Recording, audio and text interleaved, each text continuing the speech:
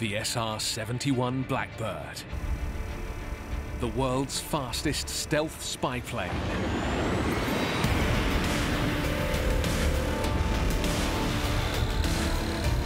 It flew faster than a rifle bullet.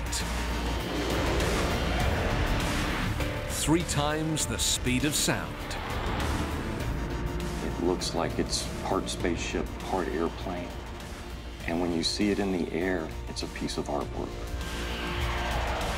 Even now, 50 years later, it's still the fastest and highest man has ever flown without rocket propulsion. The Blackbird is the iconic aircraft of high-speed supersonic cruise. It was a multi-million-dollar gamble that stretched 60s aviation technology to the limits. Incredibly forward-thinking design on this.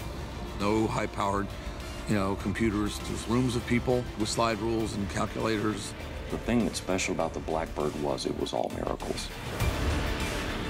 Blackbird pilots risked their lives to fly at the edge of the possible. It was just breathtaking when we realized what we were going to be doing. These basically became sentinels, if you will, for the free world. Its greatest legacy? Helping maintain peace when the world was on the brink of nuclear war.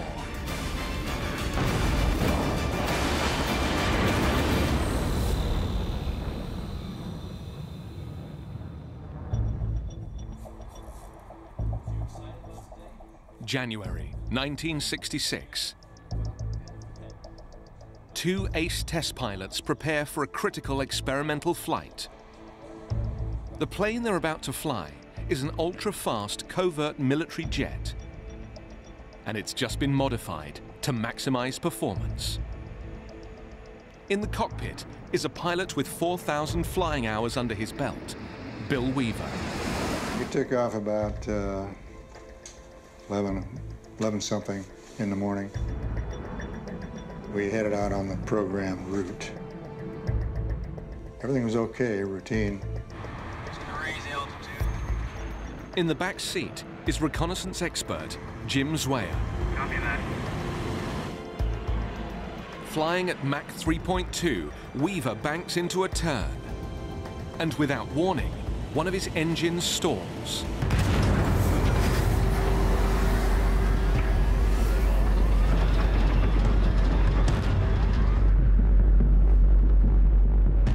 It's a very startling event. You could never prepare yourself for it. It was once described by one of the pilots as like being in a train wreck. At over 3,000 kilometers an hour, the unbalanced plane is impossible to control. It pitches into a catastrophically steep climb. I had to stick full left corner of the cockpit and no response to the airplane at all. I knew that we were just going to be along for the ride when that happened. Inside 2 seconds, the plane starts to break up. The airplane just basically disintegrated around us.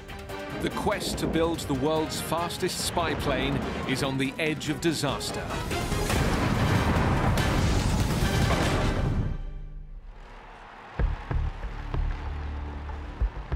The story of the SR-71 Blackbird begins 9 years earlier, at the height of the Cold War. In 1957, the Soviet Union develops intercontinental ballistic missiles. Here, Khrushchev boasts that Russia already has intercontinental missiles in mass production.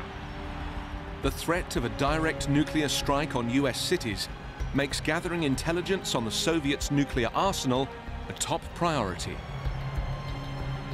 Well, in any conflict, knowledge is power. And we had to find out what the Soviet Union was doing, particularly with the missile program. We had a vital need to understand the capabilities of the Soviet military machine, but the Soviet Union was so vast that we could not gain this by using conventional aircraft.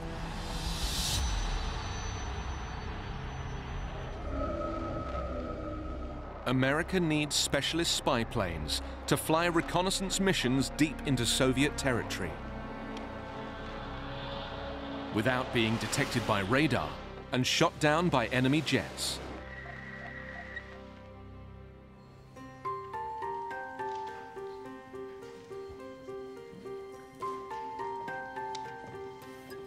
In late 1957, the CIA asks defense contractor Lockheed to come up with a new undetectable spy in the sky. They would call it Project Archangel, led by aviation genius Kelly Johnson. Kelly Johnson undoubtedly is the Leonardo da Vinci of aviation design. The difference in him and other airplane designers is he had a vision of the future and the art of the possible. I had a great relationship with him. Yeah, I trusted him. He was almost a father figure to me.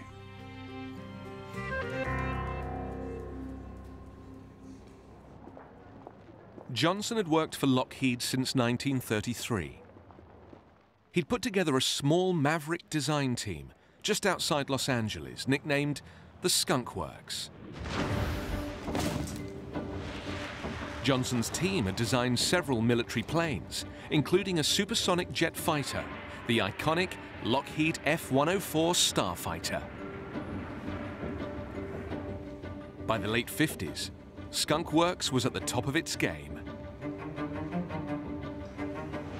The factor that makes the Skunk Works different than other airplane design organizations is that they assume it can be done and then figure out how to do it.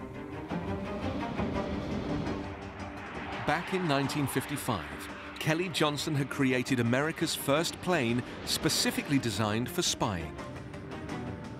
The U-2 was a single-engine jet plane that could fly at altitudes of 20,000 meters, which according to US intelligence was 1,500 meters above the reach of Soviet radar.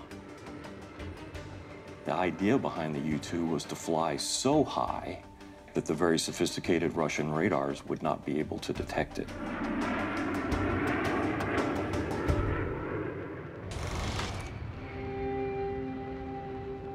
In 1956, the U-2 flew its first operational mission over Soviet territory. It returned safely with valuable intelligence. But the onboard device the plane carried to detect radar waves delivered some bad news.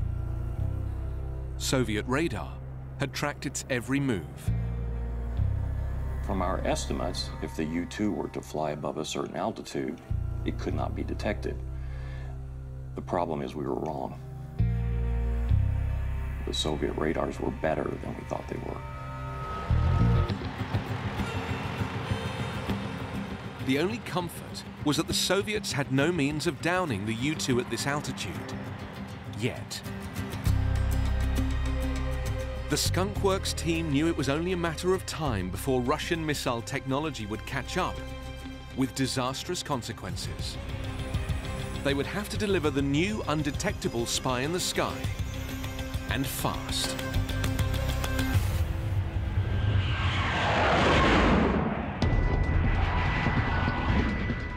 "50 years after it was built, the SR-71 Blackbird still holds the record as the world's fastest manned plane using air-breathing engines. The amazing thing about the Blackbird is that it instills emotion in anyone, not just airplane enthusiasts. It looks like it's part spaceship, part airplane. And when you see it in the air, it's a piece of artwork. Even more extraordinary, it pioneered the idea of stealth technology, with a design that was almost impossible for enemy radar to detect.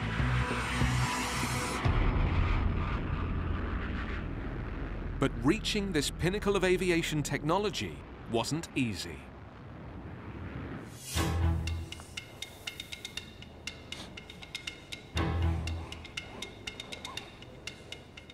In the spring of 1958, Skunk Works starts work on Project Archangel.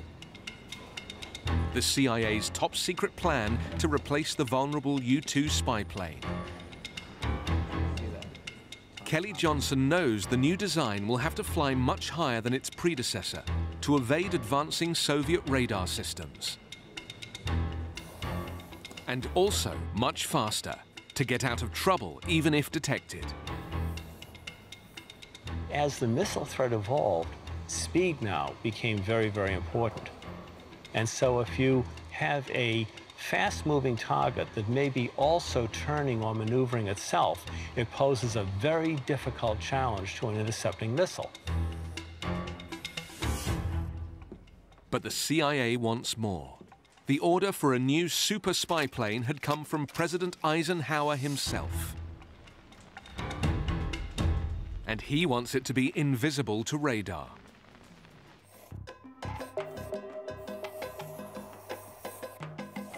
Achieving radar invisibility seemed near impossible. When radio waves from a radar transmitter strike a plane's circular fuselage, they scatter in many directions, producing an obvious and distinctive radar signature.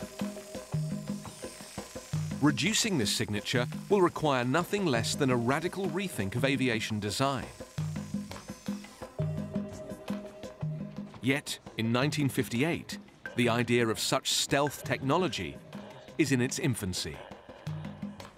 And delivering it, alongside high altitude and high speed, will test Skunk Works' abilities to the limits.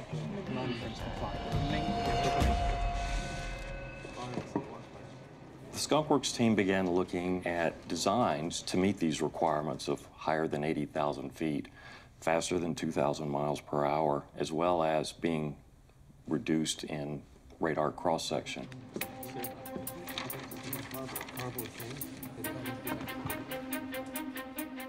Over 11 months, Skunk Works engineers draft 10 designs, each prefaced with the letter A for Archangel.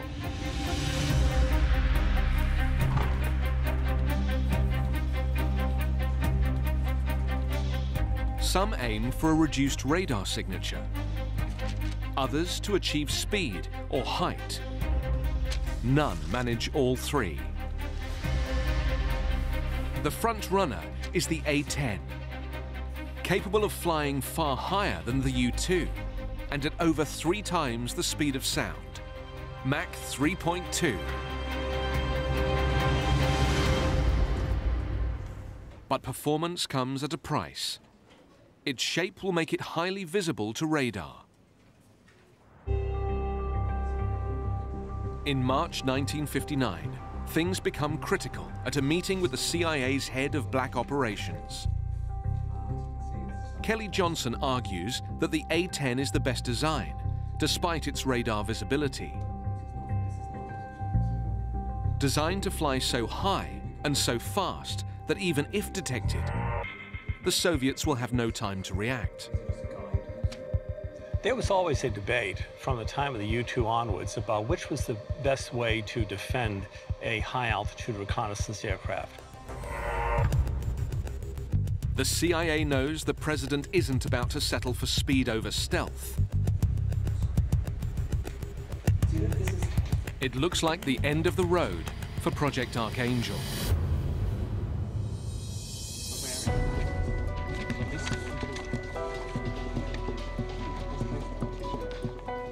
On the brink of losing the contract, Skunk Works throw themselves at the radar visibility problem one last time. The M Lab was trying to come up with the answer for that. Yeah, we spent a lot of time and money trying to develop stealth. The challenge? To modify the plane's profile without compromising performance. 2 months later, one of the engineers makes a breakthrough. He takes the existing design and adds elements from other Project Archangel designs that reduce radar signature. The result is a radical new, streamlined look. The new design has a flatter underbelly and sleeker lines. When radio waves encounter this plane, instead of bouncing back to enemy radar receivers, they should deflect harmlessly away, along the flattened fuselage. The result? An incredible 90% reduction in the radar cross-section. The radar cross-section was something like 10 meters. You know, that's a big eagle, or it's a very small airplane. Now, the new spy plane faces the ultimate test. Will it convince the CIA?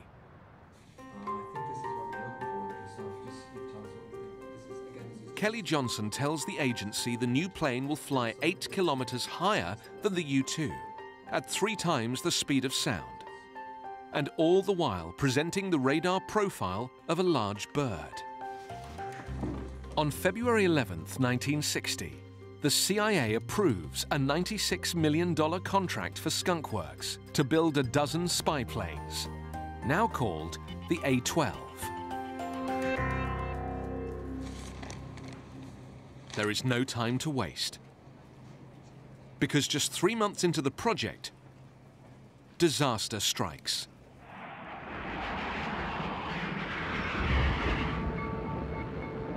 On May 1st, 1960, a U-2 spy plane is shot down by a missile in Soviet airspace.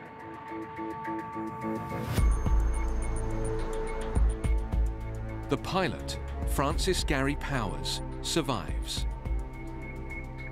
He is put on trial in Moscow and paraded in front of the media, together with his once top-secret spy plane.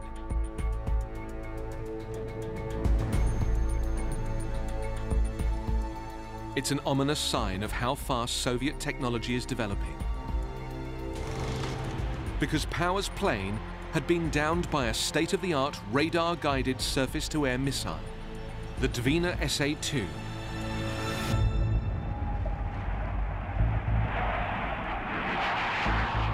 We knew the U-2 was going to be very limited from that point on in terms of random overflying anywhere in the country. So in that sense, the technology of the other countries were catching up to us.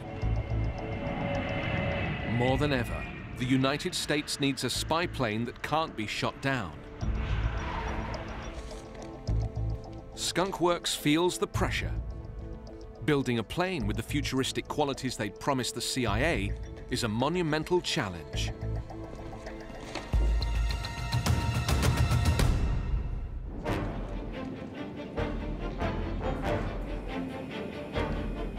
The downing of a U-2 spy plane by the Soviets in 1960 increases the pressure on Skunk Works to deliver its futuristic replacement. The new plane is supposed to cruise at a record-breaking Mach 3. But flying at 3 times the speed of sound throws up some fundamental problems. First, a conventional aluminium airframe is out of the question, because at over 3,000 kilometers an hour, the friction created by airflow alone will heat the airframe to over 300 degrees Celsius. Skunk Works knows aluminium loses its strength at 150 degrees, which for a Mach 3 airplane is barely breaking a sweat. There were places on the Blackbird that were 600, 700 degrees Fahrenheit. Your oven at home goes to 550 degrees Fahrenheit. And so you had to look for materials that could survive those kinds of temperatures. And that's not all. To reach high altitudes, an airframe has to be light. But to fly supersonic, it must also be robust. There is only one material that meets all the demands: titanium. But the leading producer of the rare metal is the Soviet Union. The trick of how do you acquire the titanium and the volume necessary while not giving away the fact that you were building something like the Blackbird was a security challenge. The titanium is bought through dummy companies, so that the Soviets don't realize their customer is the CIA. But working with it is uncharted territory. So how do you machine it? How do you form it? How do you assemble it? A lot of that had to be created on the fly. Titanium is so hard that it damages standard machining equipment, forcing Skunk Works to develop new manufacturing processes.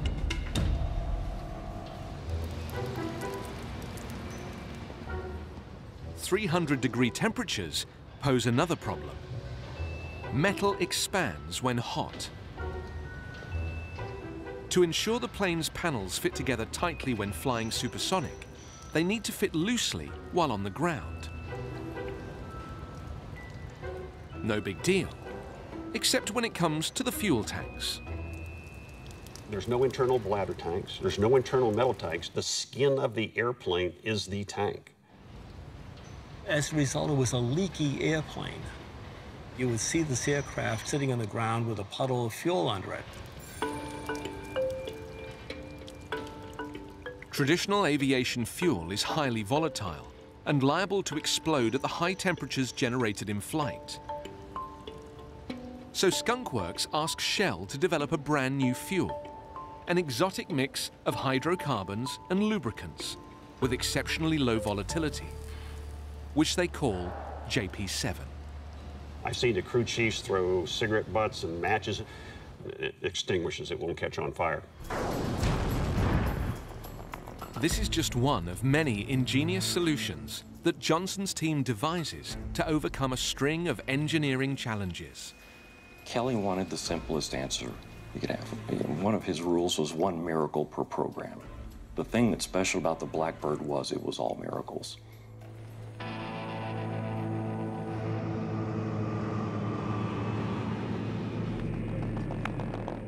By the spring of 1962, people in Arizona begin to see strange craft streaking through the skies near the top secret Area 51. It's the latest version of the Skunk Works A-12 spy plane. The sightings fuel talk of UFOs. And so you start seeing bar talk develop. You start seeing people reporting what's going on. And in some cases, they're met by people in suits who take them away and tell them, don't talk about what you saw. 2 years later, Skunk Works believe they've made an even better version of the plane, a two-seater. And in 1964, the government decides to scotch the rumors of UFOs and unveil it. The new spy plane, destined for the US Air Force, will be called Reconnaissance Strike, RS-71.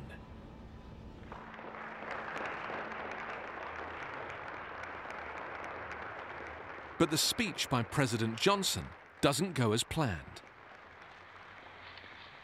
I would like to announce the successful development of a major new strategic manned aircraft system. This system employs the new SR-71 aircraft and provides a long-range... When President Johnson announced it, he got the designation backwards. It should have been RS-71, but he said SR-71, and it sounds better, and the name stuck. The Joint Chiefs of Staff... The Air Force decide it's easier to rename the aircraft than to correct the president's error. And of course, no one wished to contradict the president, so from that point on, SR-71 it was. Now, the entire world knows the SR-71 has put America back in the aerial spying game. It's time to put the SR-71 through its paces.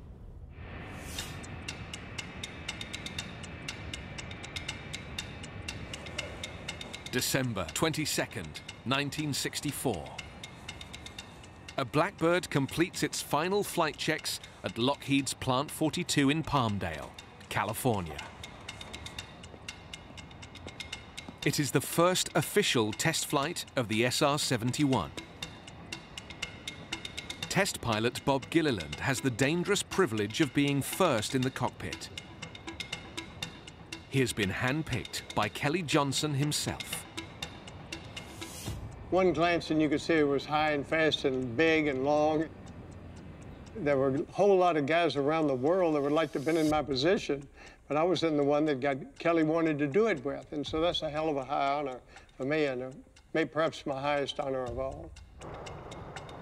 Every test flight has what are called open items, unresolved technical issues. But on this day, Gilliland knew there were 383 of them.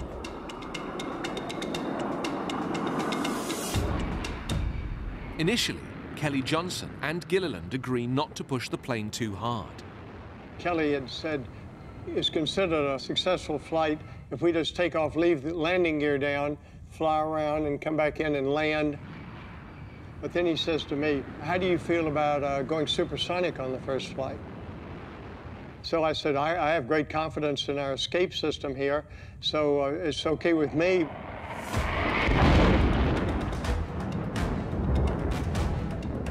Gilliland's test flight breaks the sound barrier, reaching speeds of 1,600 kilometers an hour,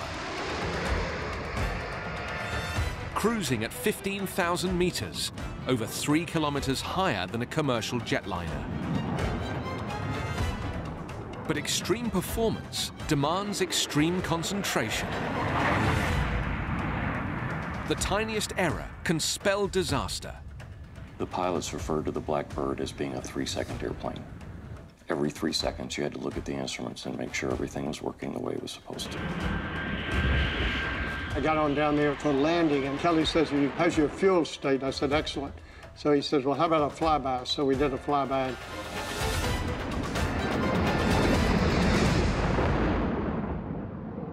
The first flight is a great success. The Blackbird program is airborne. But the flight tests are about to face setback and tragedy.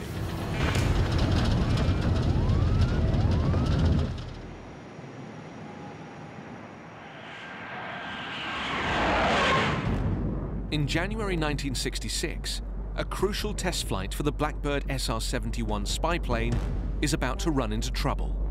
On board are pilot Bill Weaver and reconnaissance specialist Jim Zweyer. 24,000 meters up after losing control at Mach 3, the plane starts to disintegrate.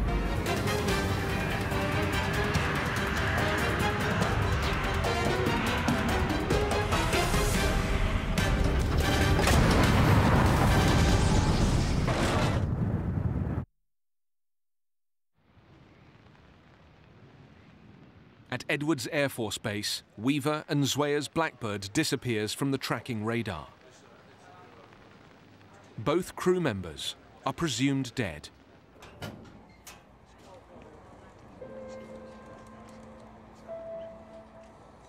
Fellow test pilot Bob Gilliland is on the base when he hears the news. I found out it was Bill Weaver, and his locker was near mine, and there were 2 cigars. Gilliland takes one of his friend's cigars to smoke in his memory. I said, well, he may be dead, and if he is, I'll get him a whole box of cigars.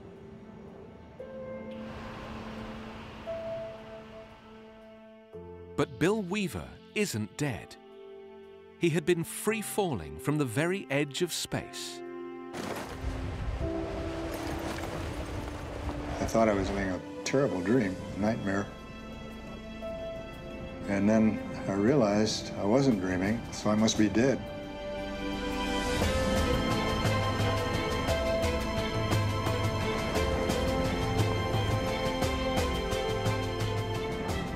And then I realized that I'm not dead, and somehow I'm out of the airplane. I could feel myself falling. I could hear the rushing of air. Weaver doesn't know if his parachute is still attached until it springs open. Now his thoughts turn to his flying mate, Jim Zweyer. Jim Zweyer's parachute looked like it was about a quarter mile away. That was really a relief. I didn't think either one of us was going to survive, but to think that both of us had was tremendous relief. Weaver lands in New Mexico, 1,200 kilometers from the base. On the ground, he learns the sad news. His friend Jim has not survived after all. His neck broken. He had died the instant the plane disintegrated. To find out that he had died, it was really devastating. He was a wonderful guy, but he was one of the best.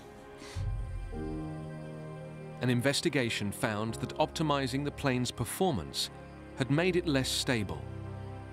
That led to a loss of control, which put the airframe under catastrophic strain. At the base, a call comes through to the accident investigation chief. He says, yes, I will take a collect call from Mr. Bill Weaver. and then I heard that, and I knew he'd survived, so I was real thrilled at that. I told him I was going to get the Castro's best cigars I could find. I don't know, but naturally I would do anything for him. He said he was going to get me expensive replacements, and I haven't gotten them yet. That was 1966.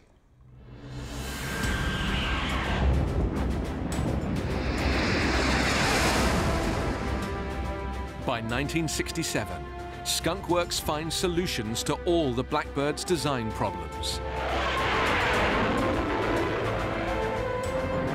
The planes go fully operational from Beale Air Force Base, California.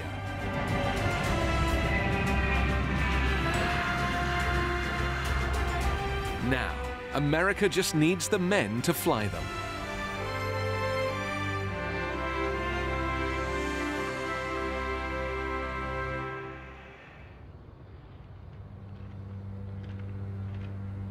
A new group of elite pilots is assembled to join the 9th Strategic Reconnaissance Wing.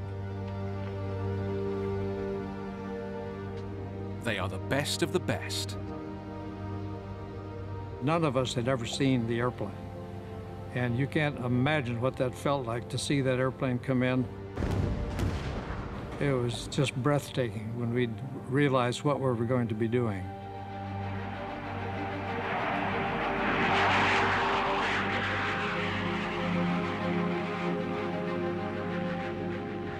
The Blackbird doesn't so much break records as shatter them. It can fly at 3 times the speed of sound, faster than a rifle bullet. It was kind of a good feeling to know that anytime you were flying, you were going higher and faster than any other person in the world. Its engines are the most powerful of the time, producing 160,000 horsepower. And swallowing 3,000 cubic meters of air every second, equivalent to 2 million people inhaling at once. You've got so much power, it's smooth, it's quiet, it's just delightful. It can fly an astonishing 25 kilometers above the Earth, applying a navigation system that used the stars to work out its position. I mean, it's the world's biggest planetarium show. You can see the curvature of the Earth. You can see almost 350 miles in any direction. Unbelievable what you see at 80,000 feet or higher. Just fantastic. Ironically, the Blackbird will never see active service over the Soviet Union, the role for which it was designed. But within a year, it will be called to operate in the heat of battle. March 1968, Vietnam.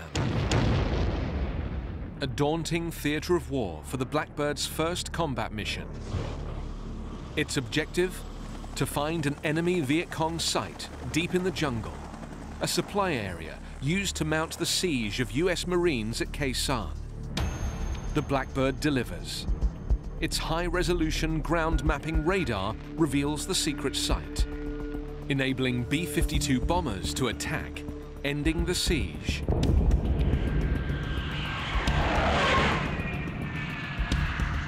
The Blackbird goes on to give the intelligence community critical photographic and ground mapping data from all over the world. Then you come back, and the intelligence community is just on it like ants on sugar.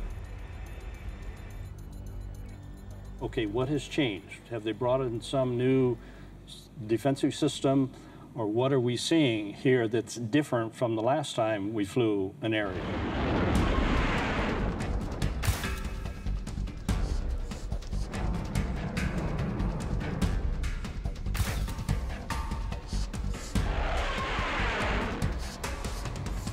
The SR-71 then went on to become the nation's premier reconnaissance system for keeping track of international crises. Whether it was the 1973 Arab-Israeli War, watching the Soviet fleet and its movements. We had SR-71s deployed to the Far East, operating out of Kadena. These basically became sentinels for the free world. Tremendous contributions of technical intelligence.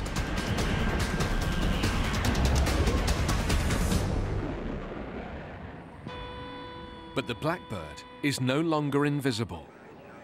In 1968, it is tracked by enemy radar for the first time.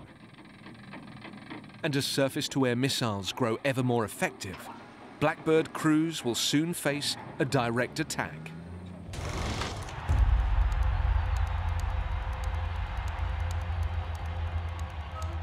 August 26, 1981, North Korea. The communist regime of Kim Il-sung is flexing its military muscles. Fearing an invasion of the democratic South, the West desperately needs intelligence. We had to understand what is happening with the North Korean order of battle. What is their intention? Where are their forces? What are they up to? What are they doing?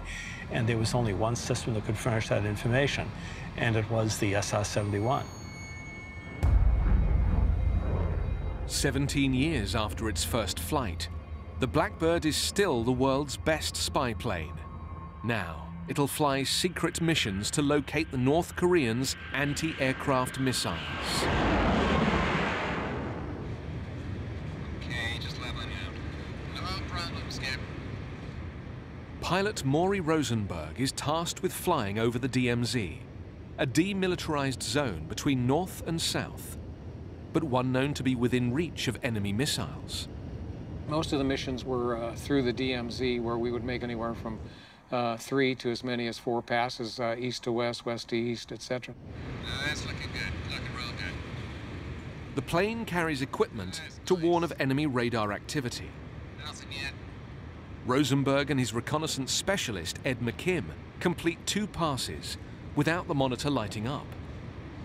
This aircraft, though, even on a training flight, let alone an operational flight, you never really relax. You're always watching everything. Okay, McKinn, we're going around one more pass. Keep calling the shots for me, okay? Okay, Skip, looking good. Then, on their final run home, Ed McKim's monitor picks up an enemy radar lock signal. Oh, wait a minute, I got a trace here. What do you got, buddy? Yeah, just checking on that. It's what SR-71 crews call getting painted.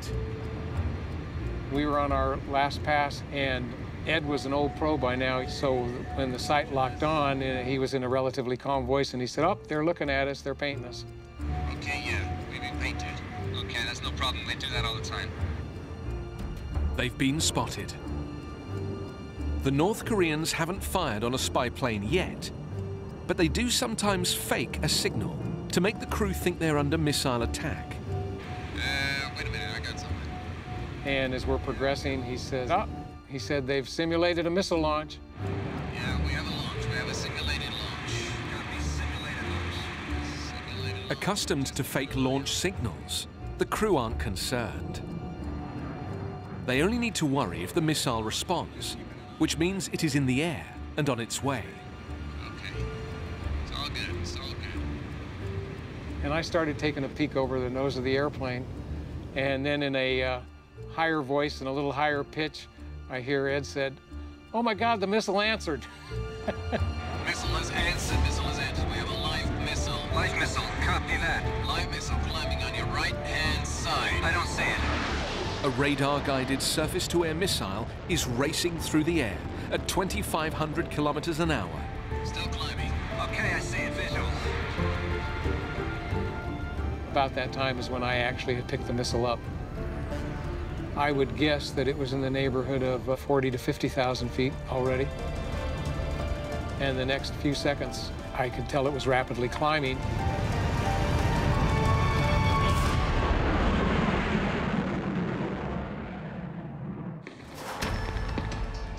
August 1981, and in the midst of renewed hostilities, North Korea has fired a Soviet-made guided missile at a Blackbird spy plane.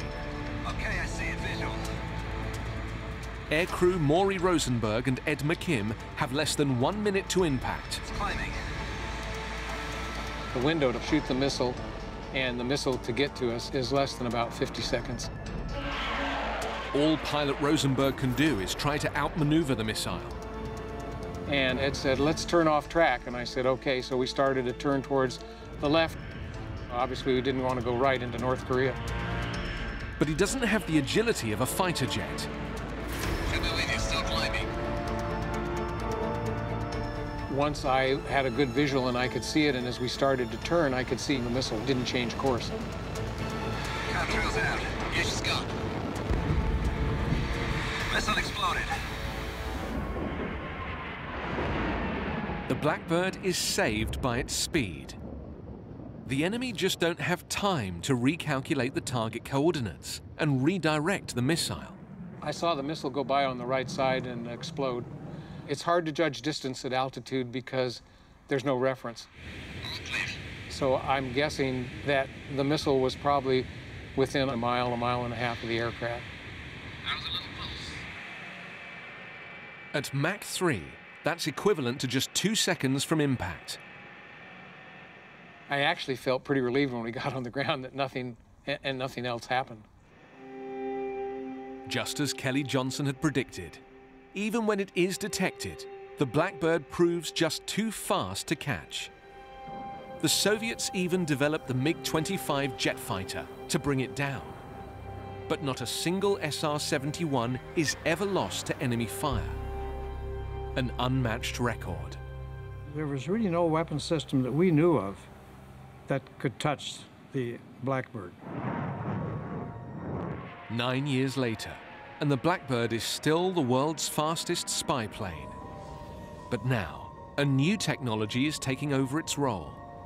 Satellites are considered to be the future of intelligence gathering.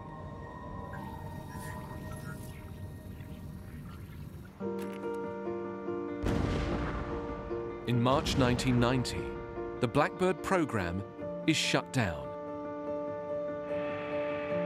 On its final flight before retirement, the Blackbird creates a speed record that is still unbroken. It flies from Los Angeles to Washington, D.C. in just 1 hour, 4 minutes, and 20 seconds. It's a poignant moment for everyone in the program, and for some, difficult to comprehend. There were many of us, myself included, that believed that the retirement of the Blackbird was premature. Just months after the program was canceled, Saddam Hussein invaded Kuwait, and the system that we really needed on hand immediately to find out what was going on was the Blackbird. Today, the Blackbird's stealth technologies live on. The B-2 stealth bomber and Lockheed's stealth ground attack F-117A Nighthawk use the same kind of radar-diffusing black paint as that pioneered on the SR-71. 5 decades after it was built, the SR-71 Blackbird is still one of the world's most iconic planes. It has even appeared in Hollywood movies like Transformers and X-Men. To this day, it's the fastest and highest flying manned airplane that's not rocket-powered. The Blackbird was revolutionary because it was the first aircraft designed for sustained flight at 2,000 miles per hour. It was the first stealth airplane ever designed. Everything about the Blackbird was special because of what the engineers asked it to do. It has come to epitomize the perseverance, ingenuity, and patriotism of the men and women who built it, and of those who flew it in the service of 6 presidents. It's an airplane that could make a statement. You know, you can't get us. We're here. We're watching you. The Blackbird proved what we can do when we rise to conquer an impossible challenge. I think one of the lessons of the SR-71 is you give men and women a task and give them the authority and the resources. It's amazing what you can create. But perhaps the Blackbird's greatest legacy is as the aircraft that helped maintain peace when the world was on the brink of nuclear war. It was the fastest airplane ever built. It helped win the Cold War, and that ought to be a pretty good little achievement.